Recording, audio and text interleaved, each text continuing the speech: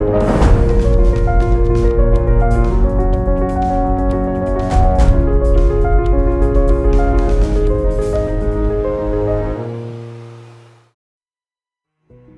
again, everyone. This is Mary Fielder, and we are the Great Light Rising.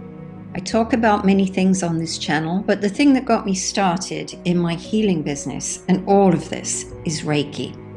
Today, I offer a variety of healing modalities, including homeopathy, biofield tuning, spiritual counseling, or a kind of spiritual mentorship, as I like to call it, and of course, Reiki. Now, Reiki was the first modality that I learned, and it has become the cornerstone of my practice. When I first started Reiki, I didn't think that was going to be the case. I thought it was something I was going to keep in the back pocket, and I was doing all kinds of other things at the time. But over time, Reiki proved itself to me. It kept coming to the foreground. It kept being what people needed. It kept being what people requested, and it kept being what people responded to. So in this episode, I'm going to be talking in general about what Reiki is, where it comes from, and how it heals. At the end of the episode, I'll be giving you just a couple of case examples from my own practice that illustrate how powerful Reiki is as a healing medium. Every Reiki master has stories like these. We'll start with a definition of what Reiki is. Reiki is defined as universal life force energy. Rei, Ki. Rei means universal, coming from the cosmos, and Ki is the life force. It's the same as Chi, prana, meaning vital life force. What is that? The vital life force is the mysterious energy that gives life to all living things. You may think you're alive because your heart beats and your brain is active. But there is another unmistakable force operating within you that keeps your heart beating, and that is the vital life force. In homeopathy, sometimes we call it the dynamis, the dynamic force that operates within all living things. The vital force enters the body through the chakra system. It passes from the chakras into the body's meridians, invisible energy channels that connect all the organs and systems of the body. From the meridians, the vital force passes along the nadis, smaller energy channels that reach all points within the body. Your energy has a network, much like your veins and arteries, much like the global information grid, much like the roots and branches of a tree. As above, so below. These fractal patterns repeat throughout nature. The life force passes from the nadis into the endocrine glands, where it stimulates the hormone production that keeps your body functioning. Some say the endocrine glands are the seat of the soul. You have 7 primary chakras and 7 primary endocrine glands. Each chakra connects to a specific endocrine gland. The endocrine glands produce and regulate all of the hormones that your body needs to keep it functioning in its optimal state of health. When you feel tired or sick, your vital force is low. When you are active, happy, and energized, your vital force is high. A high vital force creates a strong immune system and helps the chakras to stay in balance. And that, in turn, keeps you healthy. The body is more than a physical system. It's a subtle integration of different energy bodies, including the mental body, the spiritual body, the etheric body, the emotional body, and the physical body. These bodies make up different layers in your aura or energy field. We can think of Reiki as an elevated vibration of vital life force. It is a force unto itself, an energy unto itself, a consciousness all of its own, and it vibrates higher than we do. It comes from the sun, the planets, the cosmic rays, and even from Earth herself. It's present everywhere. That's why it's called universal. And you can tap into it in various ways. Reiki operates first in the energy field. This is why Reiki practitioners don't need to touch you in order to give you Reiki, although some might likely lay hands on. Either way, you'll still feel the wonderful effects of a Reiki treatment. Let's talk about what a Reiki session feels like in case you've never had one. During a Reiki session, most people experience a deep level of relaxation. This can be as effective as a massage in some ways, except that it's not necessary to touch you, as we said. Your brain enters a state of alpha or theta and sometimes even delta, which is dreaming. These various brainwave states gradually relax the mind-body-spirit complex until you feel dreamy or in a trance-like state. In this state, your body can do its best healing in all of the energy bodies on all of its levels, including mental, emotional, and physical bodies. People who do Reiki regularly become very calm versions of themselves. They become people who are not rattled easily, maintain a healthy blood pressure, and roll with what life brings without being upset. Next, I want to talk about how Reiki works. Describing how Reiki works is best done by example. Reiki is high vibration energy. Disease, depression, and low emotional states are low vibration. High vibration energy breaks up low vibration energy. I'll give you an example. Think of an ice cube. Ice is made of water. Water is fluid, it's dynamic, it has movement. When it's cooled down, it becomes frozen, static. Ice cannot move by itself. Its ki, or energy, is stalled out. It's become a lower vibration version of the higher vibrating, dynamic state of water. Heat waves are high vibrating energy, and cold ice is low vibrating energy. When we apply heat to ice, it melts, and the ki of the ice rises, and the water starts to flow. Your energy is like this. When you are sick, you feel lethargic, you feel sleepy, you want to lie down and rest. You are in a low vibrating state. But when somebody gives you Reiki, which is high vibration energy, your ki rises. You feel more energized, and your ki starts to flow again. Ki and chi are the same thing. This is how Reiki works. However, we don't always have to understand how something works in order to feel the benefit. Some people resist trying Reiki because they can't understand how it could work. Would you refuse to drive a car because you don't understand how the engine works? Or would you refuse to turn on a light because you don't understand how electricity makes it light up? The best way to understand Reiki is to receive it yourself with an open mind and observe what it does for you. The experience itself will convince you that it is something real. Most people, when they receive a Reiki session, report very similar physical experiences, but people have a very individual mental experience of Reiki. That's because Reiki adapts to what you need, and it goes where it's needed most within you, whether that's in your emotional body, your mental body, your spiritual body, or your physical body. So now you know how Reiki works within you. You might be asking yourself, where does it come from? How does the Reiki practitioner access it? Reiki is channeled energy. Now, when I talk about channeling, you might be thinking of a super psychic person who can go into trance channel, or a psychic medium who can tap into the wonders beyond the veil. And yes, those people are channeling energy too. But channeling Reiki is a much more simple thing. It requires no special skills or psychic abilities. In order to channel Reiki, first you need to be attuned by a qualified Reiki Master teacher. After that, the energy just flows from you when you have the intention to channel it. There are many people, and maybe you know one or more, who can channel healing energy without receiving a Reiki attunement. These people are natural healers, and many of them decide to take Reiki lessons as well. Reiki gives shape and structure to your natural healing abilities. We actually all have natural healing abilities, whether we realize it or not. What's the first thing you do when you feel a pain in your body?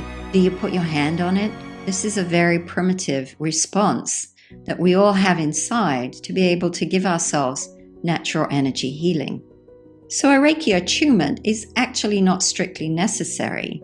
Anyone can learn to channel energy, but after an attunement, your channeled energy becomes more refined, enhanced, and powerful. And in the class, you also learn more about Reiki, about how you can use it, about what you can use it for, and the kind of information I'm sharing here in this episode. I've made other videos on how to channel energy without receiving a Reiki attunement, and those are on TikTok and YouTube on my channels at Great Light Rising. So I won't do that again here, but I often show people how to do it before they sign up for a class, just to prove to them that they will be able to do it. Once you've had the attunement, you simply set the intention in your mind that you're going to channel it, and then it starts to flow automatically, like magic. There are no magic words you need to use or special rituals you have to perform. We do create a little ceremony in a Reiki session. We have special things we say before and after, but these just help to create the atmosphere and make it a pleasant session for us and for our clients. The real power between turning your Reiki on and off is the power of your mind. Have you seen my video on cloud busting? The cloud busting video teaches us how powerful we are, and that when we decide to do something, we can do it. So to turn your Reiki on and start channeling, we simply set the intention to do so, and the Reiki always starts to flow. People ask where the Reiki attunement comes from and why it works. And the answer we give in a Reiki class is, it's by divine contract. It works by divine contract, that when you request it, your request is granted. You request it through signing up for class and getting an attunement, and the teacher does the rest for you. All you have to do is sit there and receive in the Reiki class. There's nothing complicated to learn. And that might be so. It might be by divine contract with the universal creator. But my personal opinion is that it is a co-creation between the universe and us by the divine intention that occurs within us. Let's talk about what Reiki can heal. I believe Reiki can heal many conditions, both physical and non-physical. Mikao Usui, who we call Usui Sensei out of respect, received a spontaneous gift of Reiki while meditating on Kurama-yama. That means Mount Kurama, which is in Japan. He was originally in search of his enlightenment, just like Siddhartha Gautama became the Buddha while sitting under a Bodhi tree. Usui Sensei retreated to a mountain where he fasted and meditated. After reaching his enlightenment, he ran down the mountain and stubbed his toe. It was then, as he put his hand to his toe to soothe the pain, that he realized he was channeling healing energy. So from that very first moment, he used his gift of Reiki to heal physically. In modern-day America, many people seek out Reiki for anxiety and depression. And indeed, it is very good for those things. Reiki lifts your spirits and raises you out of depression. It smooths the triggers that cause you to become anxious. It soothes your soul and creates shifts in you so that things that used to be very important and make you very anxious become less so. You become less reactive and more willing to flow with the universal tide. There is so much we cannot change, but we can change our response to external stimuli, and Reiki helps us very much with this. Sometimes we forget that Reiki is also useful for physical conditions. Usui Sensei received his gift of Reiki in 1922, and in 1923, a great earthquake, 7.9 on the Richter scale, tore through Tokyo, leaving 140,000 people dead and many injured. Usui Sensei took his blossoming Reiki practice to Tokyo to help the injured. Later, his student, Dr. Chuchiro Hayashi, used Reiki to heal many people of physical conditions, including Hawayo Takata. Hawayo Takata was a Japanese woman living in America, but she went to Japan to visit her parents. Hawayo Takata fell in love with Reiki after Dr. Hayashi used it to heal her of gallstones, appendicitis, asthma, and a tumor, all of which she developed while working too hard to provide for her family. Hawayo studied Reiki under Dr. Hayashi and brought it back to the United States. She's the founder of what became several lineages of Reiki that emerged after she passed away in 1980. If you learn Reiki and you have the discipline and the patience to use Reiki on yourself or your loved ones every day, it's a very good way to resolve chronic conditions. When I went through a very emotional set of circumstances recently, I developed heartburn, which woke me up in the middle of the night, and the pain was very severe and it prevented me from going back to sleep. My diet hadn't changed, so I knew that the heartburn was related to my emotional state. There were family issues nagging at my heart. My heart was burning, literally and metaphorically. So I used Reiki on myself every evening before bed as I felt the pain of the heartburn rising up inside me. I pressed on the pain with my fingers and sent Reiki through my fingers into my chest. I started sleeping better right away, and it took a while for the heartburn to stop completely, because you see, my mind had to resolve the emotions behind the circumstances that were beyond my control.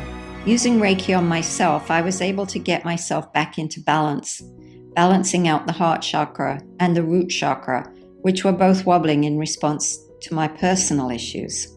After a while, I came back into harmony with myself and the heartburn went away. The family issue continues, and members of my family are having a hard time, but for many reasons it's not something I can directly help with at the moment. So I have had to find the way to keep my balance. In this way, when my help is needed, I'll be ready and strong and will step right in, rather than weakened by stress. Because the issue is not mine, I can't tell you directly what's going on, so I hope you understand. But all of us are affected by family matters or work life, and those things that impact us are sometimes things beyond our control.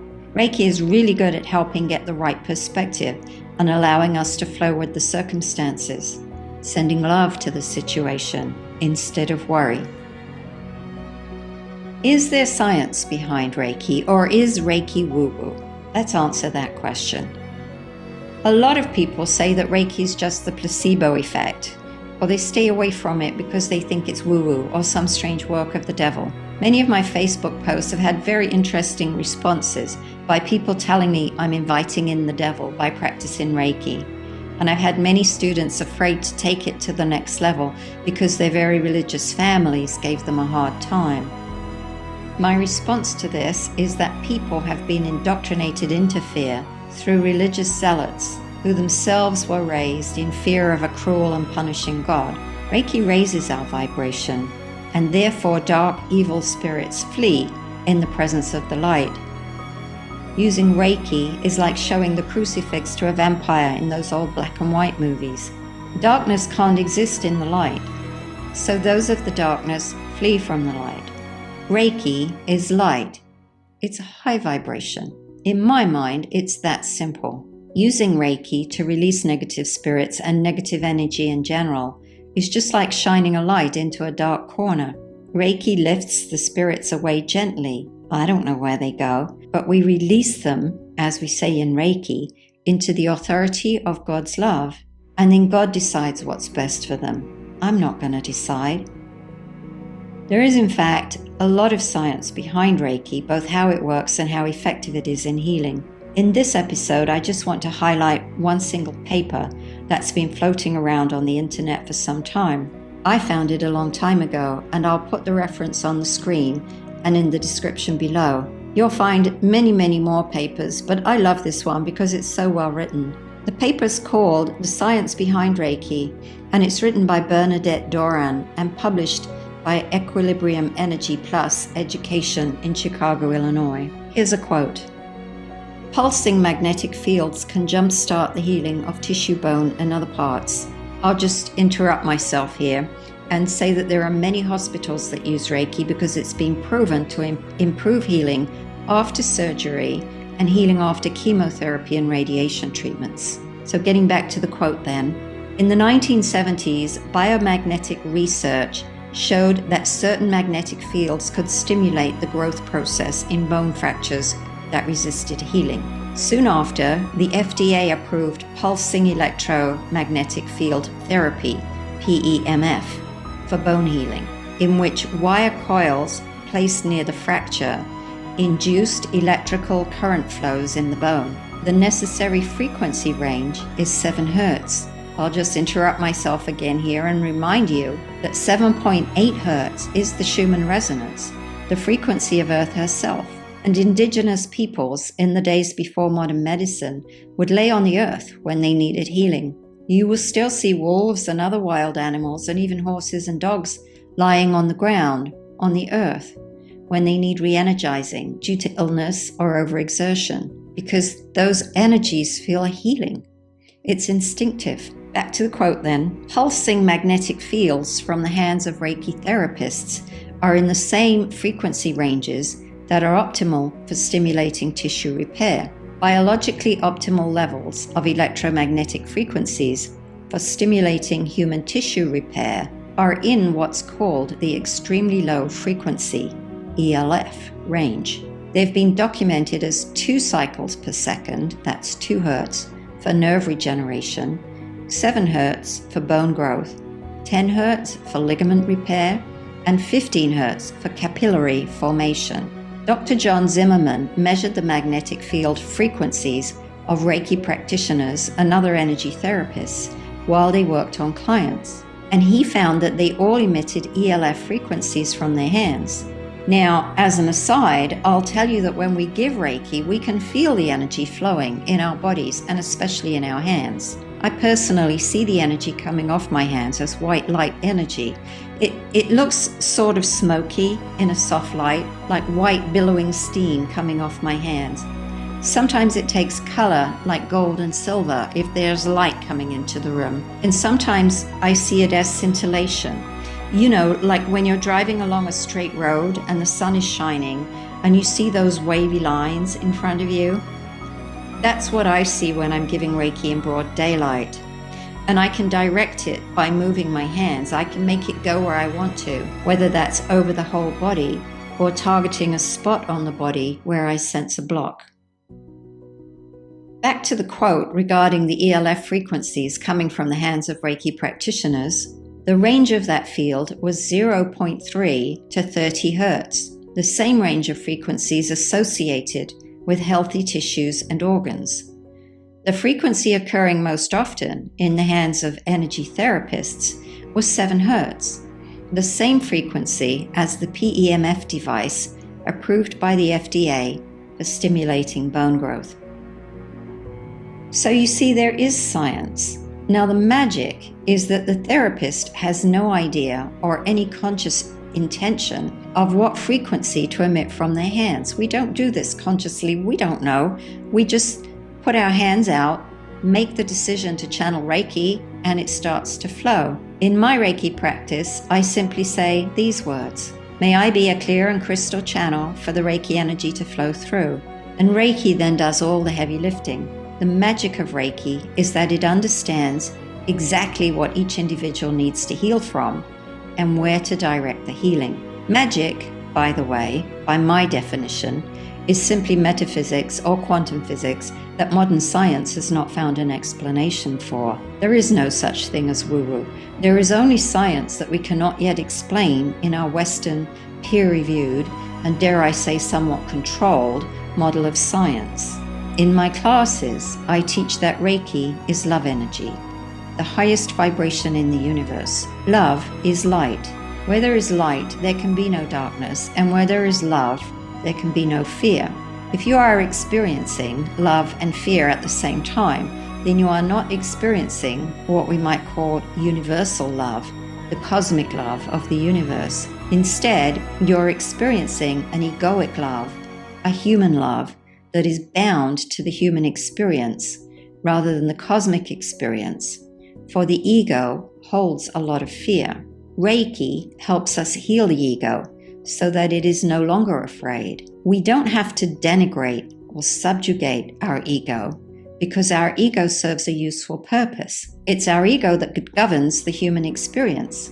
It's our survival mechanism, and it helps us avoid danger by sending us into fight or flight mode whenever danger appears, and that can be important and that can save our life. But our ego is afraid of death and dying because when our life force passes out of this physical body, the ego dies. The spiritual side of us can soothe the ego like a child.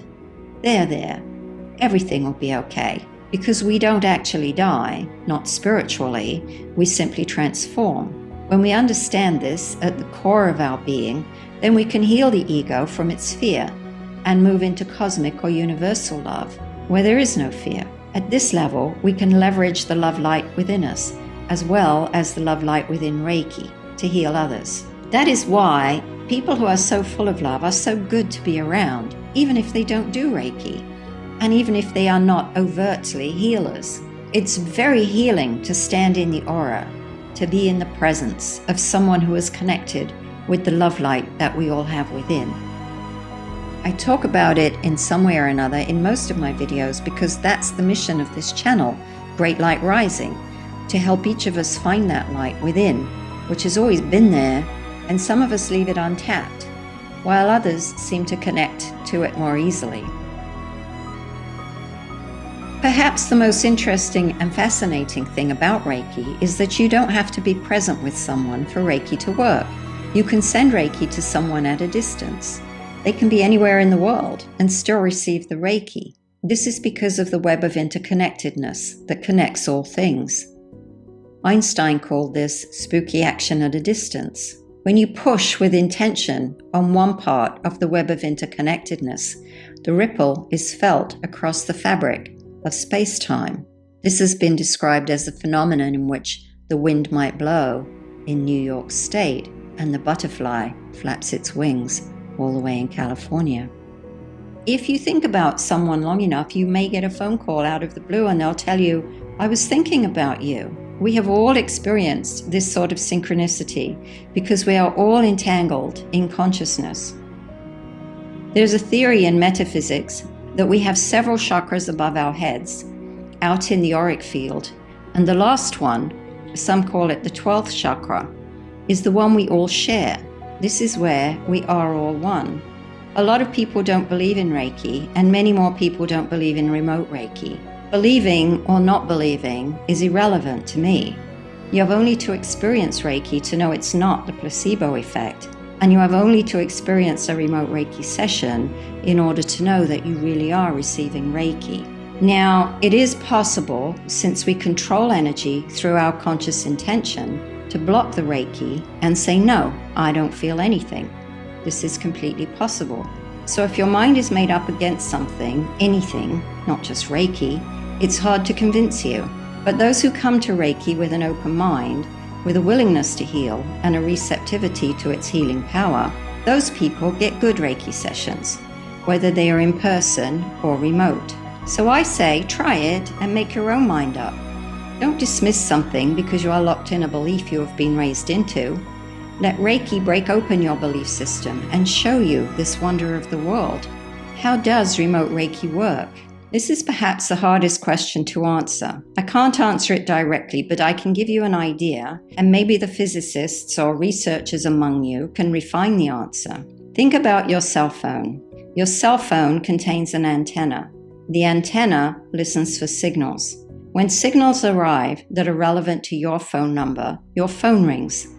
The antenna is always listening. The signals are always there, but not all of them are for your phone.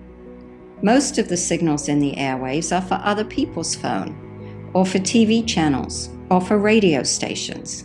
If we could see all the signals in the airwaves, we would see a lot of clutter and noise.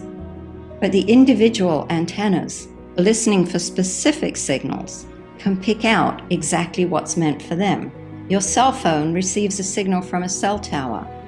The cell tower receives the signal from a satellite. When someone calls you from across the country, that signal is sent from the person's cell phone to the cell tower nearest them. Then it's sent up to the satellite that is physically positioned over their state. Communication satellites are most often in what is called geostationary orbits, which means they service specific geographical areas. The satellite that picks up the signal from the caller then sends the signal through space to the satellite over your state, over your geophysical area. Then once it's picked up, it sends the signal down to the cell tower nearest to you, and from there to your phone. And presto bingo, the connection is made, because your phone knows what signals are meant for it. When you talk to the person calling you from across the country, there is no time lag. Well, there is a very tiny time lag, but to all intents and purposes, you hear them pretty instantly. Their voice has traveled many thousands of miles, but you hear it in a moment, in an instant. Your body is an antenna. Your hair, your skin, and your ligaments contain silica and silicon dioxide, which is capable of receiving and transmitting electrical signals. Silicon dioxide is the same thing as quartz crystal. Your pineal gland, which is your third eye, contains calcite, which is piezoelectric. That means it sparks when an electrical signal hits it. Reiki is an electrical signal. Remember, it's high vibration energy. That's what an electrical signal is. So when we set the intention to send Reiki to a specific individual, that is like dialing up their number on the telephone exchange. Through the same magic that you can be thinking of someone and they can sense that and call you on the phone, Reiki knows how to connect you to that person and transmit the Reiki energy directly to them. Quantum physics has made great leaps in understanding how consciousness plays a part in changing our reality. This is just a thing now that is wide out in the open, and I don't feel like I have to justify it anymore. I tell my students, go learn about the science of consciousness. It's a real thing. One good place to start would be with the experiments of Dr. Glenn Ryan, who demonstrated that heart-focused intention can wind and unwind DNA, both in person and at a distance. Or the work of Cleve Baxter, who showed that plants have consciousness and can recognize people's intention to do them harm.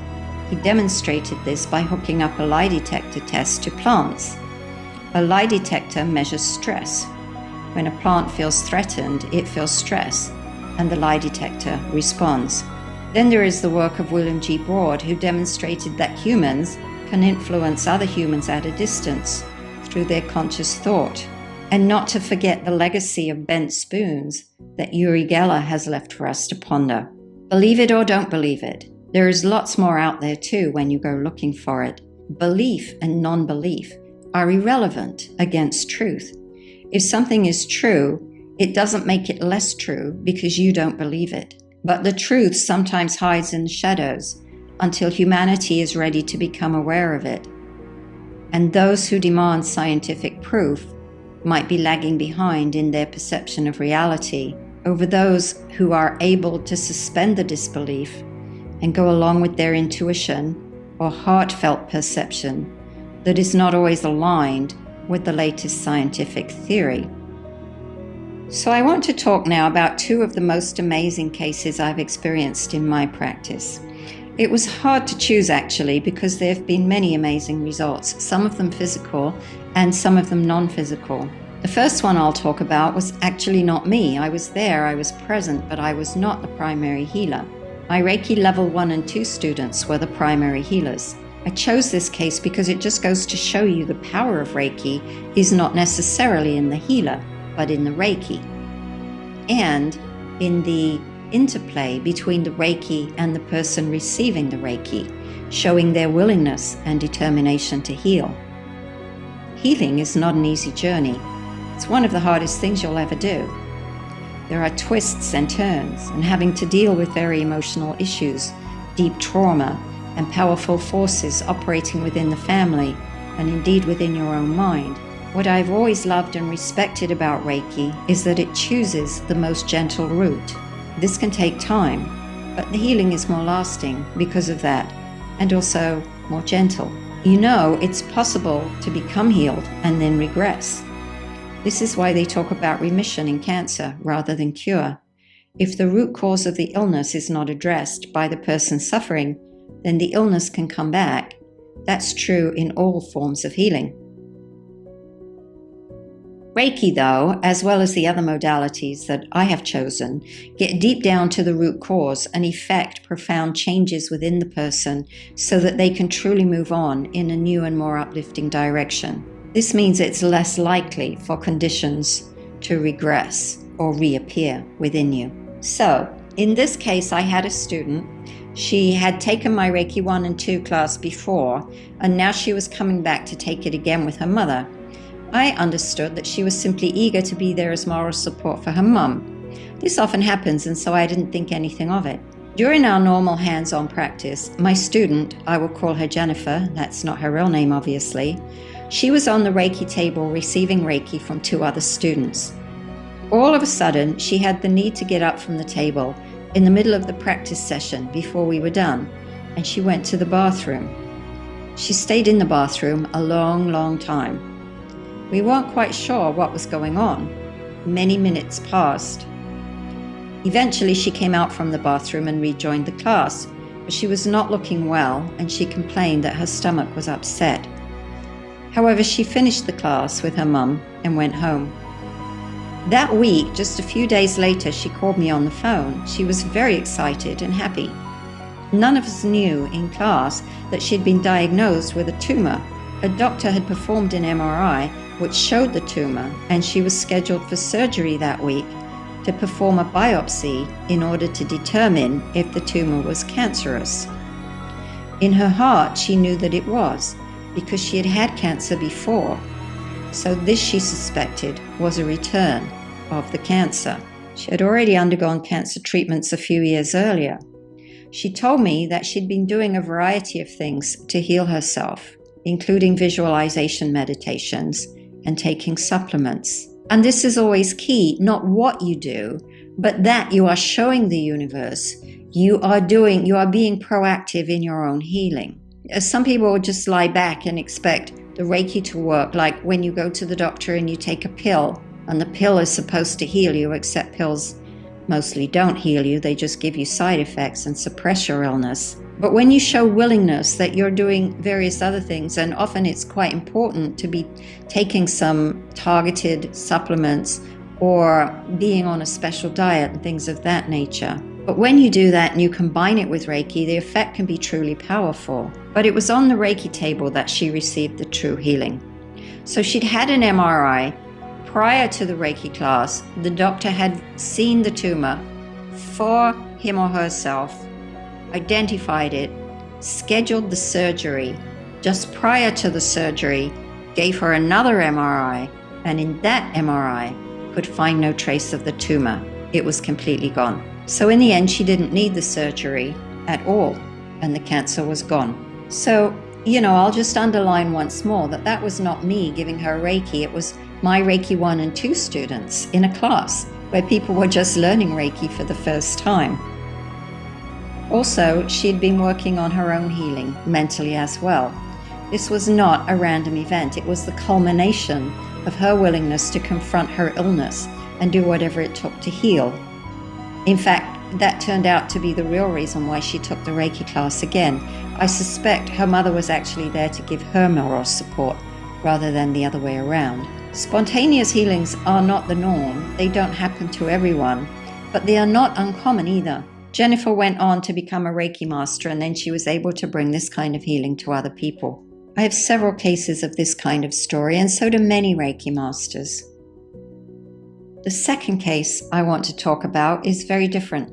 This case happened very early in my Reiki career, but it illustrates several important ideas about the kinds of things healers do, as well as the kinds of things people have to do in order to be healed. It mostly takes patience with yourself and with your healer, as well as determination, and you have to be in your heart a true seeker of knowledge and wisdom. My client, who I will call Kendra, was epileptic and suffered from multiple personality disorder, which is also called dissociative identity disorder. Her boyfriend emailed me and asked if I would help her. I never turn away someone who needs healing. When I met Kendra for the first time, she told me that she had just stopped taking all her medications. So here I was, and here she was, and I gave her a Reiki session. She liked it and started to book weekly sessions with me. Several weeks went by, and every week I would ask her the same two things. Had she had any seizures, and had any of the personalities come through? Her boyfriend, who loved her very much, always came to her sessions with her, and he was very helpful because she didn't always know if she had moved into another personality, but he always knew, and he'd learned to recognize all the different characters that lived inside her head. So after several weeks of treatment, the answer to both questions was still yes. Yes, and yes, she was still having epileptic seizures, and she was still experiencing multiple personalities that were very active within her. At this point, I was beginning to get demoralized. She was clearly getting something from the sessions, or so I supposed, because she kept coming back and paying her money, but I hadn't noticed any improvement from my perspective. Perplexed, I turned inward and asked my angels for help. Then I started running internet searches on multiple personality disorder and dissociative identity disorder. And I ran across a paper by Alice Bailey. The paper talked about an esoteric approach to multiple personality disorder, and it discussed a link between MPD and epilepsy. It discussed a sort of back door in the psyche that opens during an epileptic seizure and thus allowing for personalities to step in. Traditional literature talks about the disassociation of the psyche when faced with deep trauma, and that is why they changed the name of this affliction to dissociative identity disorder, or DID. When you are dealing with something complex and you really want to help someone, you have to delve into it a little bit, unravel the mystery. You don't have to become a doctor and know everything there is to know about a disease. She had actually turned away from all that because it hasn't helped her in the last 10 years, ever since she was diagnosed. If you decide to become a Reiki healer, using your Reiki is enough. If you don't know other things, other healing modalities, just use your Reiki. Just learn from the experience of using your Reiki that you can trust your Reiki to heal and let it do the healing. What I concluded from reading the article is that there was a possibility that MPD or DID is not just about dissociation, especially if epilepsy is included in the picture. There was a distinct possibility that some of the personalities were not parts of her, while others most likely were. So you see how complicated this was becoming. So with that information, I began a new approach to the case. Next time she came in, we catalogued all the various personalities. Between Kendra and her boyfriend, they were able to identify at least 14 different personalities. As the weeks went by, we started to identify who exactly was coming through and what was going on in her life to trigger the change. From the Kendra before me to one of the twins with blue hair, or the young man that protected her from the advances of other men, to the wise woman sage who talked of a land beyond Avalon, a world beyond worlds, where things were as in a fairy tale of the ancient stories of Avalon, as they were passed down even today through the legend of King Arthur. We started to see that indeed some of the personalities were dissociated parts of her, and some were potentially not her at all, but walk-ins or energies that forced their way into her energy field, and at least one was a mentor. This one she didn't want to get rid of, but all the others she wanted to eliminate or integrate back into herself. Each time a different personality had expressed through her, we went through the trigger moments. What was the stress that caused the personality to appear, and how could she better learn to manage the stress without dissociating? Since dissociation is also related to deep trauma, we started to incorporate biofield tuning into our treatments to clear the cobwebs, so to speak, of her childhood trauma. Finding that paper was sort of a turning point. It gave me confidence. After that, there were small improvements. She came for treatment faithfully almost every week for about a year and a half. By that time, she and her boyfriend had got married, and then they moved away. But in that year and a half, we made tremendous progress. She hadn't had a seizure in many months, and she was doing very well managing her stress and keeping that back door in her psyche, keeping it closed. And it was in part due to her willingness to open up and discuss all manner of situations with me, and to my willingness to try and understand her illness from the esoteric perspective, not from the medical perspective, because I'm not a medical doctor, I'm a holistic practitioner, and that is a very different approach. So, to sum up, if you are a healer, or if you're interested in becoming one, you'll come across cases like this, often very early in your practice, that will stretch the bounds of your confidence and your knowledge. They always leave you fulfilled in a way that no other thing can. Knowing you have helped to change someone's life is mind-boggling and exceptionally rewarding. After this case, the case of the multiple personality disorder, which, as I said, happened very early in my career, there was nothing anyone could ask of me that I wasn't willing to try. No illness too defeating or intimidating. I simply knew that if I could help Kendra, then I could help anyone, and the universe would always have my back. And I also knew that this is why this case came into my awareness very early in my career, so that I would be prepared for the many difficult conditions that I would be asked to help with as time went along. My students sometimes feel like they have to refer difficult cases to me because they feel unsure, and I tell them no, go and take the case yourself, because the universe is teaching you what you need to know. Don't be afraid of failing. Just open your heart and your mind and allow the Reiki to flow through you, and wonderful things will happen. The healing doesn't always take the shape we want it to, but something beautiful always happens. What I learned from it very early on in my healing career was that Reiki was going to support me no matter how difficult the case. Even as a beginner healer, even with no confidence in your skill, you can still help people, and the Reiki supports you in that. It's so funny that the paper I mentioned by Alice Bailey appeared at the exact moment I needed it. Of course, this is synchronicity, the law of attraction. If you're thinking about learning Reiki or experiencing a Reiki session, or if you are a healer and you want to take your healing to the next level, I hope that this episode has given you something to think about. In the meantime, we're out of time, so I will leave you pondering on the wonders of Reiki. Walk in the light, my friend. Do not be afraid of the darkness, because your light will shine into the darkness and eliminate it. Until next time, this is Mary Fielder, and together we are the Great Light Rising.